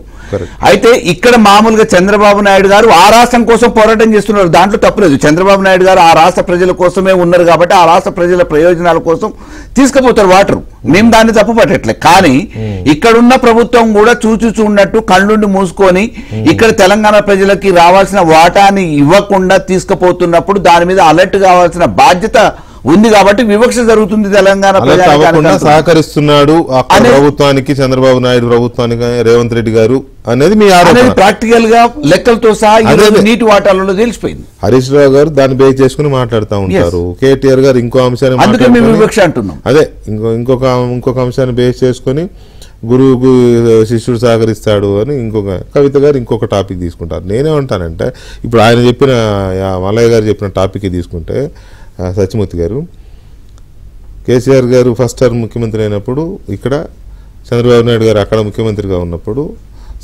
పరస్పర అంగీకారంతో వారు పట్టిసీమ కట్టారు, వీరు పాలమూరు రంగారెడ్డి కట్టారు. ఇది ఇద్దరు మాట్లాడుకుని, నువ్వు పట్టిసీమ కట్టుకో, గోదావరి బేసిన్ నుంచి కృష్ణ బేసిన్కి నీళ్లు తీసుకెళ్ళు, మేము ఇక్కడ కృష్ణ బేసిన్ నుంచి పాలమూరు రంగారెడ్డి పూర్తి చేసుకుంటాం, ఎందుకంటే పర్మిషన్స్ ప్రాబ్లం అవుతాయి కాబట్టి. కూడబలుకుని చేసుకున్నదే కదా ఇది. ఇరు రాష్ట్రాల ప్రజల అవసరాలు ప్రయోజనాలు దృష్టి పెట్టి చేసుకున్నదే కదా. ఇప్పుడు మీకు అనే అర్హత ఎక్కడి నుంచి వస్తుంది? అప్పుడు ఒప్పుకున్నారు కదా పట్టిసీమకి మీరు పోలవరానికి ఫెసిలిటేట్ చేయడానికి 7 మండలాలు కలిపిన కేసీఆర్ గారు, అందులో డౌటే లేదు. ఇక్కడ ఏంటి అంటే ఇక్కడ మెయిన్గా గోదావరి నీళ్లు తీసుకెళ్తున్నారు, పోలవరం కట్టుకున్నారు, పోలవరం నుంచి తీసుకెళ్లారు ఆంధ్ర వాళ్ళు అనుకుందాం. తెలంగాణకి ఏంటి నష్టం? అది తెలంగాణ ఎంత వాడుకున్నా ఎవరు అభ్యంతరం చెప్పరు కదా. డెఫినెట్ గా పైన కృష్ణా నీళ్లు కనుక తరలించకపోతే డెఫినెట్ గా తెలంగాణ అడ్డుకోవచ్చు. కానీ గోదావరి నీళ్లు అట్లా లేదు. అందుకని గోదావరి మీద ఆయన చంద్రబాబు నాయుడు కాన్సన్ట్రేట్ చేశాడు. అక్కడి నుంచి తీసుకెళ్లి పోలవరం నుంచి తీసుకెళ్లి బనకచెర్ల తీసుకెళ్లి ఆ ప్రాజెక్ట్ అంతా సపరేట్ కృష్ణా బేసిన్లో అవతల కలుపుకోవటానికి. ఆ నీళ్ల విషయానికి సంబంధించి ఇక్కడ మొత్తం ఏ గవర్నమెంట్ ఉన్నా అండి, అంటే కాంగ్రెస్ ఉన్నా బీఆర్ఎస్ ఉన్నా ఎవరున్నా కానీ ఒక రాష్ట్ర ప్రభుత్వం ఏదన్నా ఒక ప్రాజెక్టు తలపెట్టి ముందరికి తీసుకెళ్తుంటే ఆపటానికి అవకాశం లేదు. ఏదో ఒక విధంగా చేసి వాళ్ళు కట్టుకుంటారు.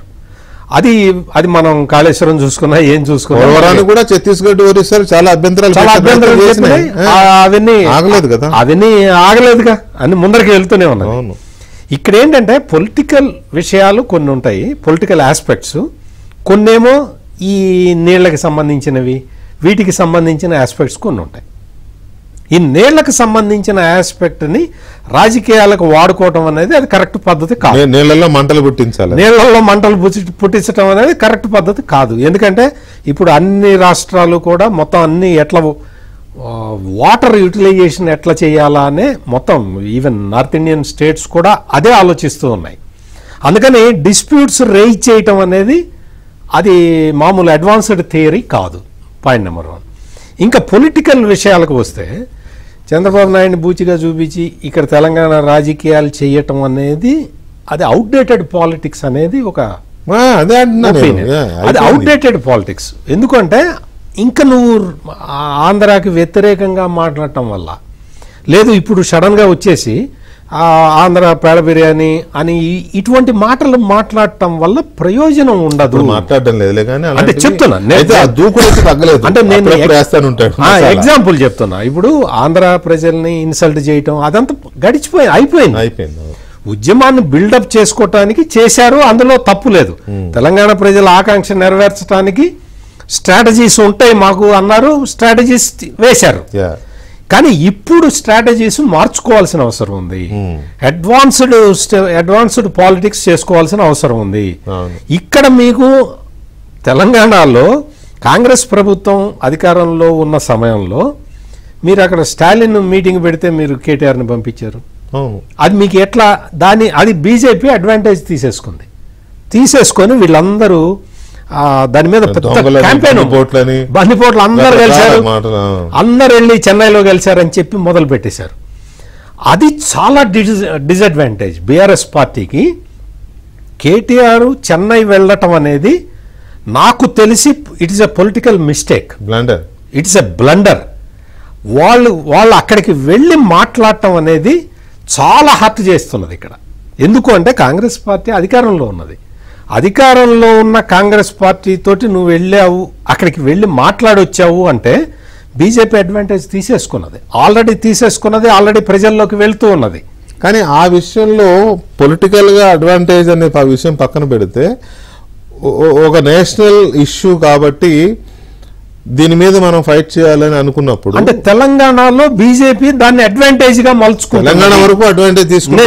నా పాయింట్ తెలంగాణ వరకు బీజేపీ వీళ్ళిద్దరు కలిసిపోయారు అనేది బీజేపీ అడ్వాంటేజ్ తీసుకుంది. కొంచెం లాజికల్ గా ఐడియాలజికల్ గా ఆలోచించే వాళ్ళు నో ఇది జనైన్ ప్రాబ్లమే కదా, ఇలా చేస్తే ఇలా నష్టం కదా, అందుకే ఏ పార్టీ ఆ పార్టీ ఎవరి సిద్ధాంతాలు వాళ్ళ అయినా కూడా వీళ్ళు ఒక ఫోరం గా ఏర్పడుతున్నారు అనుకుంటారు. అది పెద్ద తప్పు కాదేమో. అంత జనరస్ గా ఆలోచించే రాజకీయాలు ప్రస్తుతం అయితే లేవంటారా? ఇక్కడ లేవు, ప్రస్తుతం అయితే లేవు. అంత జనరస్ గా ఎవరు ఆలోచించారు. ఇది కేటీఆర్ చెన్నై వెళ్ళటం అనేది బీజేపీకి వాళ్ళు ఫుల్ లెంగ్త్లో అడ్వాంటేజ్ తీసేసుకున్నారు. దాని నుంచి ఇంకా మరి బీఆర్ఎస్ ఎట్లా బయటపడుతుందో మళ్ళీ యాదవ్ గారు చెప్పాలి.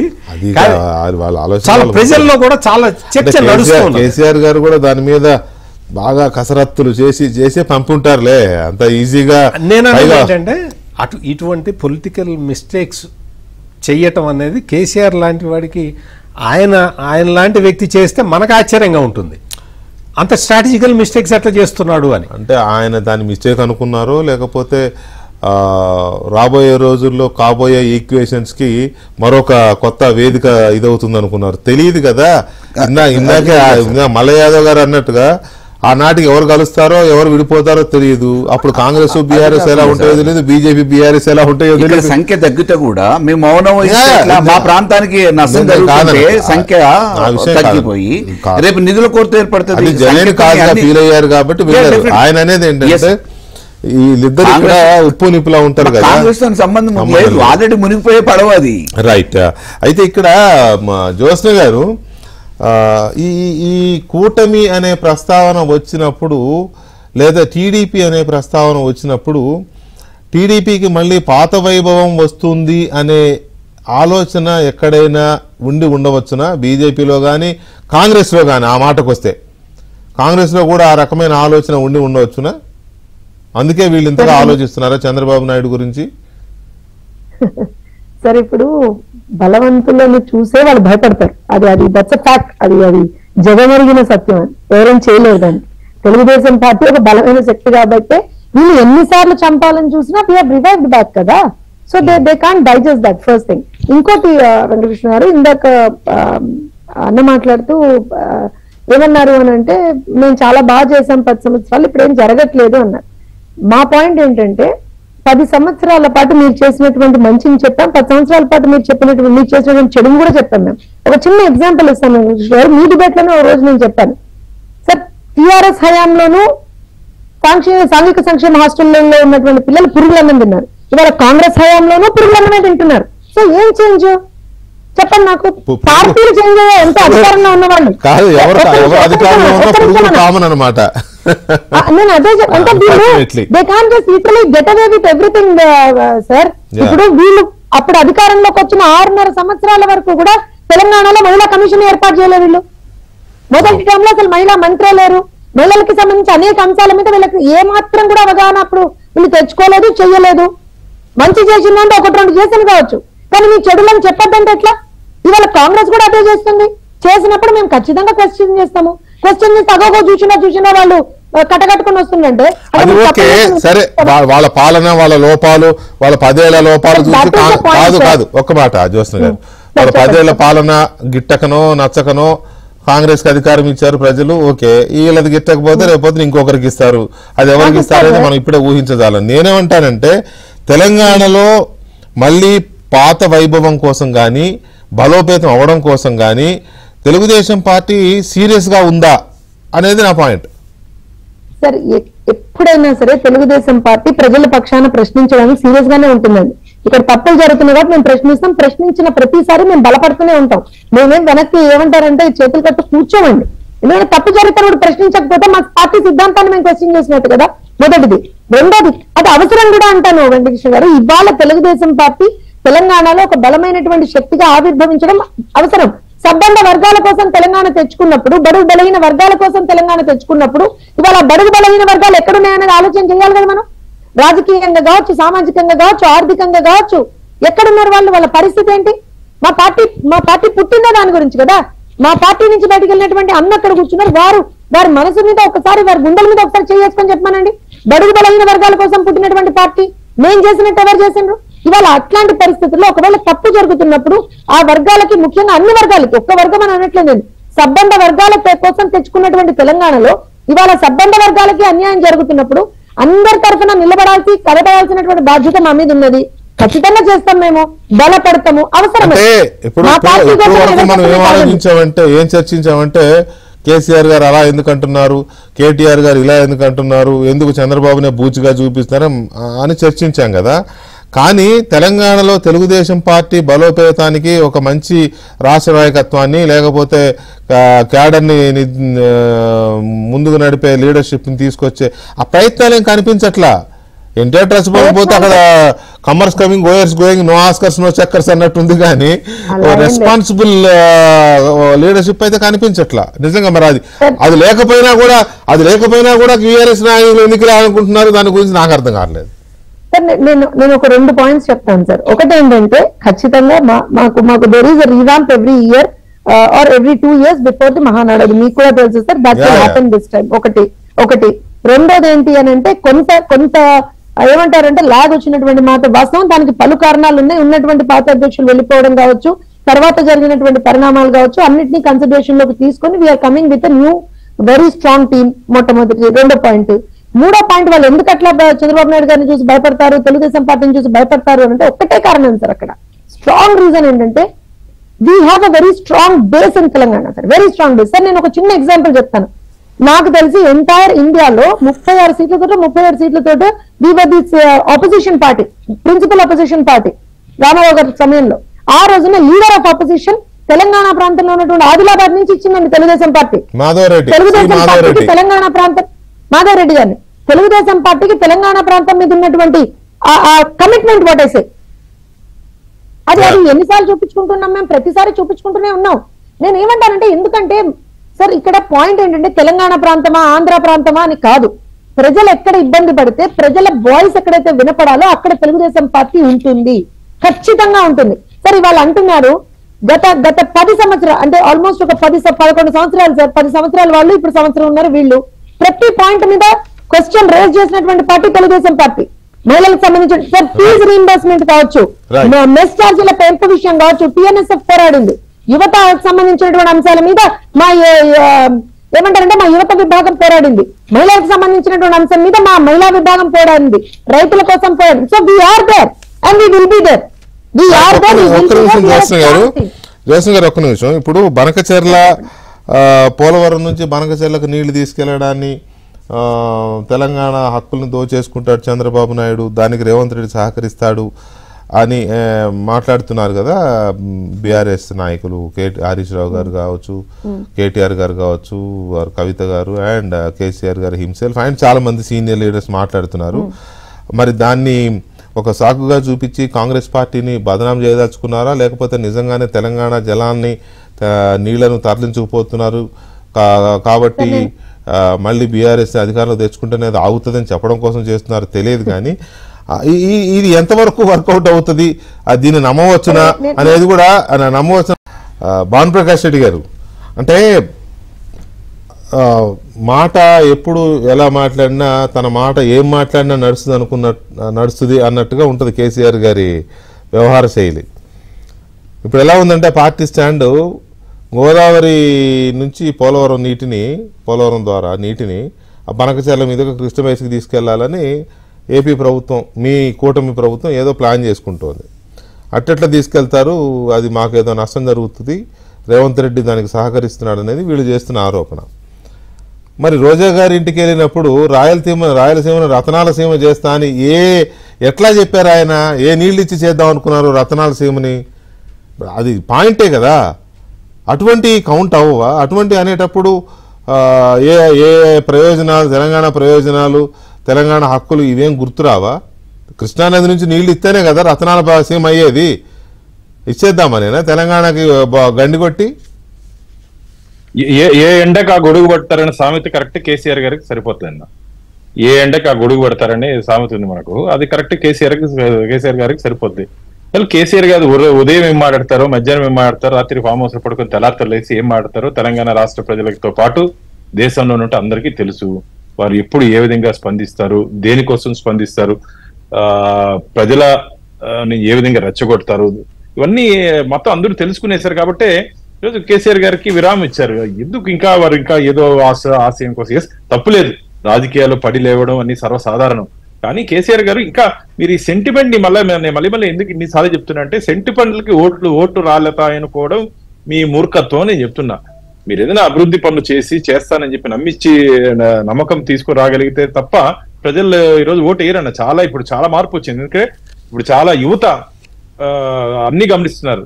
ఇప్పుడు నేను మా అక్క పిల్లలు చెల్లి పిల్లలతో మాట్లాడితే వాళ్ళు చెప్తున్నారు ఏ విధంగా వాళ్ళు ఆలోచిస్తున్నారు, ఫ్రెండ్స్ ఆలోచిస్తున్నారు. ఈ రోజు వాళ్ళంతా ఆలోచించేది ఎవరు డెవలప్ చేస్తారు, ఎవరు కరప్షన్ లేకుండా ఉంటారు. ఒకప్పుడు క్యాష్ చూసి తీసుకుని ఓటేసేవాళ్ళు. రాబో రోజుల్లో నేను చెప్తున్నా ఇవన్నీ లేకుండా మనవాడు మంచివాడని చెప్పే, మనవాడు మావాడు అని చెప్పే ఓట్లు కాకుండా మంచివాడికి ఓటేసే రోజు తొందరలోనే రాబోతుంది. ఆ మార్పు యువతలో కనపడుతుంది. కాబట్టి ఈరోజు దేశం మొత్తం మీరు కానీ గమనించినట్టయితే మొన్న జరిగినట్టు ఎన్నికలు, రాష్ట్ర ఎన్నికల్లో కూడా భారతీయ జనతా పార్టీ గురించి ఏదేదో మాట్లాడారు. కానీ ప్రజలు ఇచ్చిన అంతిమ తీర్పు ఏ విధంగా ఉందో అందరికి అర్థమవుతుంది. అంటే డెవలప్మెంట్ అజెండాతో దేశాన్ని ముందుకు తీసుకుపోతున్నటువంటి నరేంద్ర మోడీ గారిని, భారతీయ జనతా పార్టీని ఈరోజు దేశ ప్రజలు సమర్థిస్తున్నారు. ఆ విధంగా ఈరోజు మాకు మద్దతు పెరుగుతా ఉంటే దాన్ని ఓరవలేక చంద్రబాబు నాయుడు గారిని, నీకేమయ్యా చంద్రబాబు నాయుడు గారు మీకు ఏం చేశారయ్యా, చంద్రబాబు నాయుడు గారిని ఊరికే రెచ్చగొట్టడం, వారి పాలన గురించి మాట్లాడడం ఇవన్నీ మంచిది కాదు. ఈ రోజు చంద్రబాబు నాయుడు గారు దాదాపు 40 సంవత్సరాలు సుదీర్ఘ రాజకీయ అనుభవం ఉన్నటువంటి వ్యక్తి. ఆంధ్రప్రదేశ్ రాష్ట్రాన్ని అభివృద్ధి పదంలో తీసుకుపోయినటువంటి వ్యక్తి. ఈరోజు హైదరాబాద్, ఈరోజు మీరు ఉన్నటువంటి సరే మనందరం ఉన్నటువంటి హైదరాబాద్ ఏ విధంగా అభివృద్ధి, అదే మనందరం ఉన్నటువంటి హైదరాబాద్ ఏ విధంగా అభివృద్ధి చెందింది, ఎవరి వల్ల అభివృద్ధి చెందిందని మీకు తెలుసు కదా కేసీఆర్ గారు. మీకు మనసులో అన్ని తెలుసు, మాటల్లో మాత్రం వ్యత్యాసం ఉంటది. మనసులో అన్ని తెలుసు ఏం జరిగింది, ఏం జరుగుతుందో కూడా, కానీ మాటల్లో వ్యత్యాసం ఉంటుంది. మాటల మాంత్రికుడిగా మీరు మిగిలిపోతారు తప్ప ఓటర్లని ఏదో రకంగా అట్రాక్ట్ చేయాలంటే కొంత మాటలు అవసరమే కదండి. పైగా ఆయన మాటల మరాఠీ కేసీఆర్ గారు మాటల మాంత్రికుడు మొత్తం ఫ్యామిలీలోనే వాళ్ళకు ఒక గిఫ్ట్ అది. ఆరేషన్ స్కిల్స్ కానీ లేకపోతే అటు తిప్పి మాట్లాడడం కానీ నో డౌట్ అది మనం మెచ్చుకొని తీరాల్సిందే. మీరు ఫ్యామిలీ అన్నారు కాబట్టి ఇంకో విషయం కూడా ఉంది. కుటుంబ పాలన గాని, కుటుంబానికి సంబంధించిన వారసత్వ రాజకీయాలు కూడా ఇప్పుడు నేటి ప్రాంతీయ పార్టీలు అన్ని అంతే ఉండేలేండి. చూడండి కుటుంబ పాలన గాని, కుటుంబ ఈ రాజకీయాలు గాని రాబో రోజుల్లో పూర్తిగా మీరు గమనించండి. రాబో రోజుల్లో ఏ విధంగా ప్రజలు దాని మీద అంతిమ తీర్పు ఏ విధంగా ఉంటుంది. ఓటు అనే ఆయుధంతో, రాబో రోజుల్లో విలువైనటువంటి ఓటు అనే ఆయుధంతో ఏ విధంగా రాజకీయాల్లో మార్పు వస్తాయి. మేము కూడా భయపడేవాళ్ళం, అరే డబ్బుండే వాళ్ళకి రాజకీయం భవిష్యత్తులో ఉంటుందేమో అని చెప్పి. కానీ చూస్తున్నటువంటి రాజకీయ పరిణామాలు ఇవన్నీ నేను గమనిస్తుంటే ఖచ్చితంగా మంచివాడికి రోజులు ఉంటాయి. ప్రజల్లో నిలబడి ప్రజల ఇష్టాలు, ప్రజల కష్టాలు తెలుసుకొని రాజకీయ పార్టీలో మనం కానీ పోరాటం చేస్తే ప్రజలు ఖచ్చితంగా గుర్తిస్తారని చెప్పి నమ్మకం ఉంది. కాబట్టి కేసీఆర్ గారు ఎన్ని మాట్లాడినా సరే తెలంగాణ ప్రజలు బీఆర్ఎస్ ని నమ్మరని చెప్పి నాకు గట్టి నమ్మకం, విశ్వాసం. రైట్. అయితే ఇక్కడ మల్ల యాదవ్ గారు, ఇప్పుడు మీరు ఒకవైపు మీరే చెప్తున్నారు కాంగ్రెస్ ప్రభుత్వం ఫెయిల్ అయింది, రేవంత్ రెడ్డి గారు వచ్చినాక ప్రజలే ఏడుస్తున్నారు, ఎక్కడ వచ్చినా ఇదే మాట్లాడుకుంటున్నారు. కేసీఆర్ గారు కూడా అన్నారు మొన్న, నువ్వేరా అంటున్నారంటే ఇంట బండబెట్టి రమ్మంటే నేను ఎట్లా వస్తా, ఓట్లు అట్టేసారు కదా ఆయన కూడా అన్నారు. కాబట్టి మీరే చెప్తున్నారు కాబట్టి మీరు అదే చెప్పొచ్చు కదా, రేవంత్ రెడ్డి ప్రభుత్వం ఫెయిల్ అయింది, మీరు కోరుకున్నట్టు జరగడం లేదు, మేమే అన్నీ చేసాము, మా వల్లనే మీరు సంతోషంగా ఉన్నారు ప్రజలంతా అని ఆ కంపారిజన్ సరిపోదు కదా. మళ్ళీ పోల్చడము, సెంటిమెంట్లు ఇవి ఎందుకు? దీనివల్ల సత్యమూర్తి గారు ఇందాక అన్నట్టుగా అది అవుట్డేటెడ్ ఇదేమో తెలంగాణ వరకు, ఎందుకంటే ఇంకా అయిపోయింది, అది మర్చిపోయారు జనం. అంటే వాస్తవానికి మేము చెప్తున్నది కూడా అదే. పోయినసారే పప్పులో కాలేసిరు, అనవసరంగా ఇబ్బంది పడుతున్నారు. రేపు మళ్ళీ ఇటువంటి పొరపాట్లు జరగకుండా ఒక ఓటు తొందరపడి వేయటం మూలన జరిగే నష్టం ఆల్రెడీ అనుభవిస్తున్నారు. రేపు ఇంకోసారి జరగకుండా ఉండండి అని చెప్పడానికే తెలంగాణలో వేరు పార్టీల పేరు మీద, కూటమి పేరు మీద జరుగుతున్నాయని విశ్లేషకులు కొంతమంది మామూలుగా ఊహాగానాలతో ఊహాజనితమైన వార్తలు వస్తున్నాయి. కాబట్టి మీరు అప్రమత్తంగా ఉండటం అని చెప్పడమే దాని ప్రధాన ఉద్దేశం. రెండోది, ఇంతకుముందు జ్యోత్స్న గారు అంటున్నారు తెలంగాణలో మాకు హక్కు ఉందని. తెలంగాణలో తెలుగుదేశానికి ఆ హక్కు లేదు అని ఏ ఒక్కళ్ళు కూడా అన్నారు. ఎందుకంటే చంద్రబాబు నాయుడుకి ఇక్కడేం పని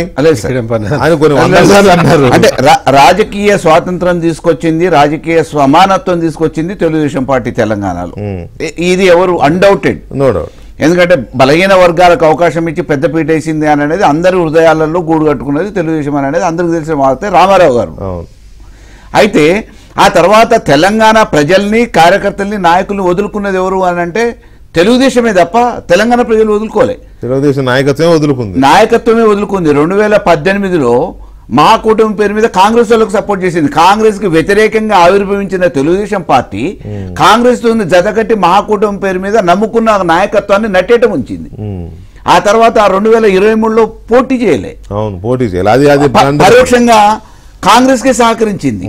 ఇక్కడ మామూలుగా బీజేపీతోని మహాకూటమి పేరు మీద పొత్తు పెట్టుకోవాలనే ఆలోచనతో ఈడ ఒక జాతీయ పార్టీతో పొత్తు పెట్టుకుంటే నష్టం అని చెప్పేసి పోటీయే చేయకుండా కాంగ్రెస్ కి పరోక్షంగా సహకరించి అక్కడ వాళ్ళ అవసరం కోసం అది పెట్టుకున్నారు. మేమేం కాదంటే రాజకీయ అవసరాలు.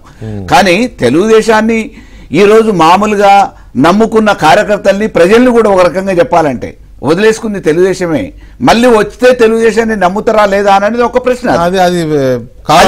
భవిష్యత్ కాలం నిర్ణయిస్తారు. కాబట్టి ఈ రోజు ఒక రాజకీయ పార్టీగా ఆ రోజు ఆవిర్భవించిన తర్వాత టీఆర్ఎస్ కంటే ముందే ఆవిర్భవించిన పార్టీ కాబట్టి తెలంగాణకు న్యాయం చేసిన పార్టీగా ఈ రోజు కూడా చాలా మంది ప్రజలు ఆదరిస్తారు. ప్రేమ అభిమానాలు ఉన్నాయి కాదనలేదు. కానీ రాజకీయ పరిస్థితులు మారిన నేపథ్యంలో మీరు ఇక్కడ వదిలిపెట్టారు కాబట్టి ప్రత్యామ్నాయంగా ఈ వర్గాలన్నీ ఈ దోలో నడుస్తున్న ఇంకో పార్టీని సహజంగా ప్రోత్సహిస్తాయి, ఆదరిస్తాయి. ఆ క్రమంలోనే ఈ రోజు పాత తెలుగుదేశం అంతా ఈ రోజు బీఆర్ఎస్ అయింది, టీఆర్ఎస్ అయింది. కొత్తగా ఏం ఓటర్లు వేరే దగ్గర నుంచి డెఫినెట్ గా మేమేమంటున్నామంటే ఈ తెలంగాణ ప్రజల ఆకాంక్ష కాపాడటమే మా ప్రధాన ఉద్దేశం. కాబట్టి ఒకసారి మొన్న జరిగిన ఎన్నికలలో జాతీయ పార్టీగా చెప్పుకున్న కాంగ్రెస్ మాటలు నమ్మి ప్రలోభాలకు గురయ్యి మోసపూరిత ప్రకటనలకు నమ్మి ఓట్లేసి నష్టపోయినాం. మళ్ళీ ఇంకోసారి రేపు ఏదో ఒక మాయ పేరు మీదనో కుటుంబాల పేరు మీద వస్తాం, నష్టపోవద్దు అని చెప్పడానికి మా వంతు ప్రయత్నం డెఫినెట్ గా చేస్తాం. సత్యమూర్తి గారు, ఒకవేళ కూటమిగాను లేకపోతే తెలుగుదేశం పార్టీ విడిగా అనేది లేదులే, ఇక కూటమి అది ఫిక్స్. అదే కూటమి మళ్ళీ ఇక్కడ పోటీ చేస్తే డెఫినెట్గా టీడీపీ ప్రభావం కొన్ని ప్రాంతాల్లో బలంగా ఉంటుంది. మీకు ఉత్తర తెలంగాణ, దక్షిణ తెలంగాణ ప్రాంతాల్లో బీజేపీ ఉన్నా కూడా ఖమ్మము, పర్టికులర్గా హైదరాబాద్ శివార్లు, కొద్దిగా మహబూబ్ నగర్ బెల్ట్, నిజామాబాద్ బెల్ట్ కానీ ఇట్లా తెలుగుదేశం స్ట్రాంగ్ హోల్డ్ ఉంది. మల్ల యాదవ్ గారు బీఆర్ఎస్లో ఉన్న చాలా పర్ఫెక్ట్గా చెప్పారు. వారికున్న వారి జిల్లాలో కూడా కోదాడ, సూర్యాపేట, మిర్యాల కూడా ఆ ప్రాంతాల్లో ఓట్స్ ఉన్నాయి. సానుభూతి పరులు, ఇంకా ప్రేమగా అభిమానించే వాళ్ళు, ఎదురు చూసేవాళ్ళు కూడా ఉన్నారు ఆ మాటకు వస్తే. సో ఇది గనక వస్తే ఏమన్నా అడిట్ అవుతుంది అనే ఒక జంకు భయం ఏమన్నా ఉండొచ్చునా అటు కాంగ్రెస్కి ఇటు బీఆర్ఎస్కి? ఇందాక నేను జోసన్ గారిని అడిగిన ప్రశ్నే మిమ్మల్ని కూడా డౌట్. అంటే ఏంటి అంటే మీరు ఇంట్రడక్షన్లో ఒక పాయింట్ చెప్పారు, ఈ కూటమితోటి బీఆర్ఎస్ వెళ్తుంది వెళ్ళొచ్చు అనేది ఒక చర్చ ఉంది. But I don't think so. ఎందుకు అంటే ఇప్పుడు బీఆర్ఎస్ ఈక్వి డిస్టెన్స్ పాటిస్తున్నది బీజేపీకి, కాంగ్రెస్కి కూడా ఈక్వి డిస్టెన్స్. అంటే చెన్నై మీటింగ్కి వెళ్ళొచ్చారు. రేపు మళ్ళీ రేవంత్ రెడ్డి తెలంగాణలో ఆ మీటింగ్ పెడుతున్నారు 14వ తారీఖు. మరి ఆ మీటింగ్కి కూడా మళ్ళీ కేటీఆర్ వెళ్ళడా అనేది ఒక క్వశ్చన్ మార్క్. ఇక్కడ ఏంటి అంటే ఆల్రెడీ మా వర్షన్ ఆల్రెడీ చెప్పేసినాం కాబట్టి దేర్ ఎండ్స్. కానీ మరి ఇప్పుడు ఆ రోజు ఏదో జేఏసీ ఫామ్ చేయాలి అది ఇదేదో అంటున్నారు, అది ఏదైనా జరగదు అనేది సెకండరీ. బికాస్ మా వర్షన్ ఆడ చెప్పినా ఏడ చెప్పినా ఒకటే, పోరాటం మొదలైతే మా పాత్ర ముందు తీసుకెళ్లాలనే దగ్గర ఆ రోజు అనే దగ్గర. ఇక్కడ ఏంటి అంటే అది ముందరికి తీసుకెళ్తే మీకు బీజేపీ తోటి ఎట్టి పరిస్థితుల్లో పొలిటికల్ అవగాహన ఉండటానికి అవకాశం లేదు బీఆర్ఎస్ కనుక ఈ డీలిమిటేషన్ క్యాంపెయిన్ లో గనక పార్టిసిపేట్ చేసి డిఎంకే, కాంగ్రెస్, ఎగ్జాక్ట్లీ ఈ కమ్యూనిస్ట్ పార్టీలు వీటితోటి సెయిల్ అయితే బీజేపీ చాలా సీరియస్ గా తీసుకుంటుంది. ఎందుకు అంటే ఈ కూటమి కట్టడం ఇవన్నీ కూడా బీజేపీ వాళ్ళు గమనిస్తూ ఉంటారు సహజంగా. కాంగ్రెస్ అంత గమనించే ఓపిక వాళ్ళకి లేదు, తీరిక వాళ్ళకి లేదు. వాళ్ళు అప్పటికప్పుడు పొలిటికల్ స్ట్రాటజీ వేసుకుంటారు తప్ప long term political strategy Congress దగ్గర ఉండదు. ఇక్కడ బీఆర్ఎస్ ఇప్పుడు కేసీఆర్ అన్న మాటలు గనక మనం చూస్తే కూటమి ఆంధ్రాలో ఏదైతే అధికారంలో ఉన్న కూటమి ఉన్నదో అదే కూటమి తెలంగాణలో కూడా రిపీట్ అవుతుందేమో అన్న ఒక అంచనాకి కేసీఆర్ రావటం వల్లే ఆయన చంద్రబాబు నాయుడిని విమర్శించి ఉంటాడు. ఒకటి చంద్రబాబు నాయుడిని విమర్శించటం, రెండు స్టాలిన్ పెట్టిన మీటింగ్కి కేటీఆర్ వెళ్ళటం. ఈ రెండు కూడా బీజేపీ తోటి సఖ్యత కోరుకునే ఏ వ్యక్తి చెయ్యడు. అవి చేశాడు కాబట్టి కూటమి యాజ్ ఇట్ ఈజ్గా మళ్ళీ బీజేపీ అంటే తెలంగాణలో బీజేపీ మేజర్ రోల్ ప్లే చేయొచ్చు. జనసేన, తెలుగుదేశం బీజేపీని సపోర్ట్ చేసే రోల్ వాళ్ళు నిర్వర్తించవచ్చు, అంతే కదా. కానీ బీఆర్ఎస్కి మాత్రం ఆ కూటమిలో కానీ ఈ కూటమిలో కానీ స్థానం లేదు యాజ్ ఆఫ్ నౌ. అంటే విషయాలు చూస్తే కేసీఆర్ గారిని మీరు చాలా చూశారు, చాలా సీనియర్, మీరు మాకంటే చాలా సీనియర్, చాలా చూసాం మనం. 2009లో మహాకూటమిలో పొత్తు పెట్టుకుని టీడీపీ, కమ్యూనిస్ట్ పార్టీలు, టీఆర్ఎస్ పెట్టుకుని పోలింగ్ అయిపోగానే బాంబే వెళ్ళాడు కౌంటింగ్ లోపే. ఏది బీజేపీ వచ్చేలాగుందని చెప్పేసి బీజేపీతో మాట్లాడుకోవడానికి వెళ్ళినట్టుగా. సో ఆయన ఎప్పుడు ఎటు ఇదవుతారో మనం చెప్పలేము. కాకపోతే ఏంటంటే తెలంగాణలో స్ట్రాంగ్ ఫోర్స్ గా బీజేపీ మారి ఉన్నది ఇప్పటికే, ఎవరు కాదనలేని నిజం అది. సో బీజేపీ స్ట్రాంగ్ ఫోర్స్ లాగా మారింది, కాంగ్రెస్ ఎటు అధికారంలో ఉన్నది. అవును. సో అందుకని బీజేపీ గనక కూటమిలాగా వచ్చినా కానీ ఒక అంటే మెయిన్ పెడలింగ్ అయితే చేయనివ్వరు కదా బీఆర్ఎస్. మెయిన్ పెడలింగ్ చేయనివ్వరు అని అంటే సరే, అది మరి ఏపీలో టీడీపీ చేయనివ్వట్లేదా?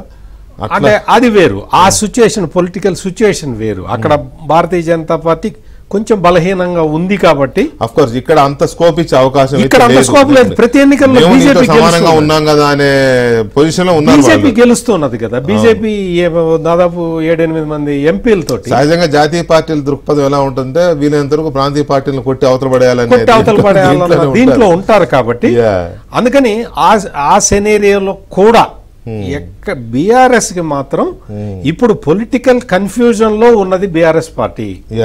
వాళ్ళు గనక క్లారిటీ తెచ్చుకోకపోతే, వాళ్ళు క్లారిటీ తెచ్చుకొని తెలంగాణ ప్రజలకి క్లారిటీ ఇవ్వకపోతే, ఈ కన్ఫ్యూజన్ కంటిన్యూ అయితే మొన్న లోక్సభ ఎన్నికల్లో ఏం జరిగిందో, తర్వాత రాబోయే ఎన్నికల్లో ఏం జరిగిందో రిపీట్ అవుతాయి.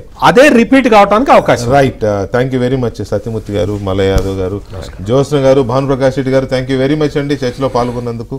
ఇది వాటి డిబేట్. మళ్ళీ రేపు కలుద్దాం. శుభరాత్రి.